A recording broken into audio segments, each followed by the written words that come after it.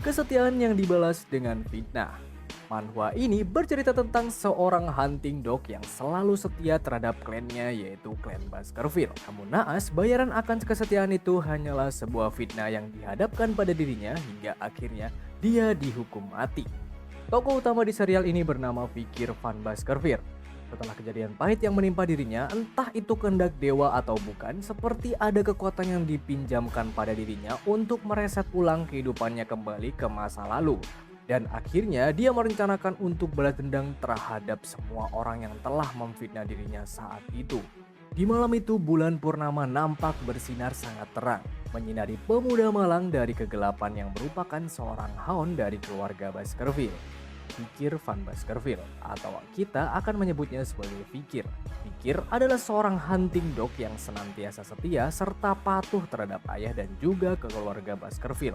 Sampai-sampai dia tidak menyadari dengan sifat patuhnya itu, kini dirinya telah dihianati oleh klannya sendiri. Bahkan dituduh bersekutu dengan klan Demon. Hukuman bagi pengkhianat di klan keluarga Baskerville sangatlah tidak lazim dan terbilang agak kuno, berupa guillotine. Di saat ajal mulai mendekat kepadanya, semua kilas pahit kehidupan yang sudah ia terima membuat dirinya dendam dan bersumpah jika seandainya dirinya diberi kesempatan hidup kembali, dirinya sudah kapok dan tidak menginginkan lagi untuk menjalani hidup sebagai hound lagi.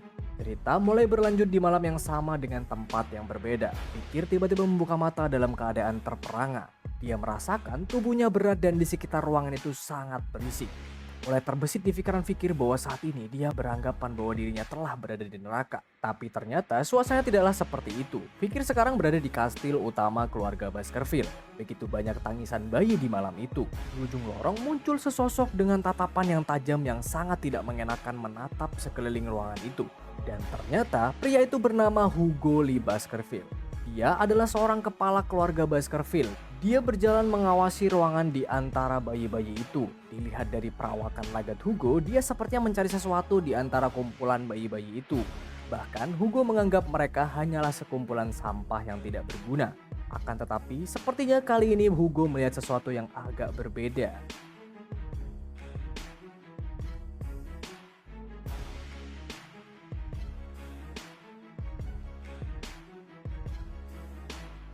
Kejadian itu terbilang sangat unik. Bayi itu ternyata tidak menangis bertatapan langsung dengan Hugo. Dan tanpa pikir panjang, Hugo memerintahkan jongos-jongosnya untuk memindahkan bayi tersebut ke ruangan Cradle of Sword. Mendengar dirinya akan dipindahkan ke ruangan Cradle of Sword, tatapan Fikir berubah menjadi kebencian. Bahwa dalang dari insiden yang membuat dia difitnah dulu sehingga Fikir dijatuhi hukuman mati tidak lain adalah Hugo Lee Baskerville. Dan di cerita ini Hugo ditampilkan dengan penampilan masa mudanya. Fikir mulai yakin bahwa dirinya telah regresi ke masa lalu di saat dirinya masih bayi. Dia adalah anak haram dari klan itu dan menerima pelatihan berat dengan lingkungan yang sangat buruk. Seekor hound harus berbakti kepada misinya. Penyergapan, intelijen, bahkan segala macam pekerjaan kotor harus tetap dia kerjakan. Dia beranggapan jika melakukan semua hal itu dengan sempurna mungkin saja akan membuat keluarga Baskerville menjadi yang terbaik di ketujuh klan besar lainnya. Alasan terbesar Fikir setia terhadap Hugo hanyalah sekedar menginginkan pengakuan dari keluarganya, serta ayahnya sendiri yang tidak lain adalah Hugo. Lalu cerita mulai flashback ke sejarah 10 tahun yang lalu. Setelah gerbang menuju Demon Realm terbuka, akhirnya umat manusia memenangkan pertarungan melawan klan Demon. Dan Fikir adalah salah satu hound yang berperan cukup besar di peperangan itu. Khasnya perjuangannya berujung sia-sia. Semua kerja keras itu hanya dibayar dengan celaan dan fitnah yang berujung hingga kematian yang tragis. Fikir bertekad untuk tidak mengulangi lagi kesalahan yang sama di kehidupan keduanya. Namun sebelum itu, dia harus belajar untuk berdiri dulu. Dengan pemindahannya ke bagian Cradle of Sword, peluang untuk meningkatkan kemampuan dirinya kini lebih terjamin.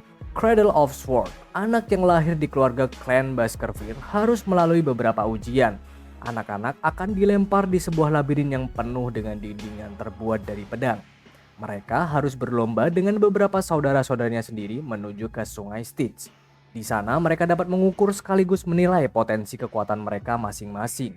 Sungai Styx adalah sungai legendaris yang bisa mengubah tubuh menjadi sekeras besi. Untuk mencapai sungai itu, rute tercepat adalah solusi terbaik jika ingin sampai lebih dulu dari kontestan yang lain. Rute itu sebenarnya sangat mudah. Para anak-anak hanya perlu berjalan lurus dari medan Wall of Sword. Namun kenyataannya dengan tubuh bayi ini jelas akan sulit jika dipraktekkan secara langsung. Bayi Fikir tetap memaksakan tubuh kecilnya berjuang menghadapi labirin agar sampai lebih dulu di Sungai Styx. Sepertinya perjalanan bayi Fikir kali ini akan berbeda. Karena di kehidupan sebelumnya, Fikir pernah gagal karena sempat dijegal oleh saudaranya sendiri. Namun kali ini sepertinya akan berbeda. Hugo dan pengawas tetap mengawasi ujian dari dekat. Hingga akhirnya bayi Fikir tiba di depan mulut Sungai Styx. Tanpa keraguan sekecil apapun, bayi Fikir melompat terjun masuk ke dalam Sungai Styx itu. Kali ini tujuan Fikir adalah ingin memonopoli Sungai Styx selama mungkin yang dia bisa. Air Sungai Styx mulai bercampur dengan darahnya. Air itu meresap ke dalam sela-sela luka yang ada pada tubuh Fikir. Akan tetapi, Fikir mulai kehabisan nafas di dalam air. Dia tetap tidak ingin menyerah sampai di situ saja. Fikir ingin tetap bertahan selama mungkin, bahkan sesakit apapun, dia tetap harus menahannya. Pengawas mulai panik karena bayi Fikir tidak kunjung kembali ke permukaan air. Sorot wajah Hugo tetap tidak bergeming melihat itu. Sembari menunjukkan tatapan menyeramkan seakan terpuaskan dengan senyuman liciknya itu. Hugo mulai bertanya kepada Barrymore tentang sudah berapa lama bayi itu bertahan di dalam sungai sampai detik ini. Barrymore menjawab bahwa Fikir sudah berada di dalam sungai itu selama 7 menit. John Barrymore adalah kepala pelayan keluarga Baskerville. Dirinya sudah lama melayani Hugo di kastil utama klan Baskerville. Setelah mendengar hal itu, pengawas mulai panik karena tidak mungkin seorang bayi kecil bisa bertahan selama itu di dalam air. Tatapan Hugo menyeringai, puas akan kegigihan bayi Fikir. Hingga akhirnya Hugo mulai memerintahkan bayi Fikir untuk keluar dari Sungai Styx sesegera mungkin. Setelah mendengar hal itu, dia masih bersikukuh untuk tetap tidak ingin menyerah semudah itu. Bayi Fikir mulai menghisap air Sungai Styx sebanyak mungkin dari mulut kecilnya. Tanpa perhitungan apapun, sangat disayangkan badan bayi Fikir sudah mencapai batasnya. Melihat maksud tersirat dari bayi ini, Hugo sadar akan hal itu dan mulai menarik paksa keluar tubuh bayi Fikir dengan memegang kakinya. Hugo kagum dengan bayi yang dia pegang saat ini. Tidak hanya terkejut dengan daya tahan tubuhnya, dia bahkan sampai meminum air Sungai Styx itu. Hugo pun sempat terkejut karena bayi Fikir sudah memiliki banyak perubahan.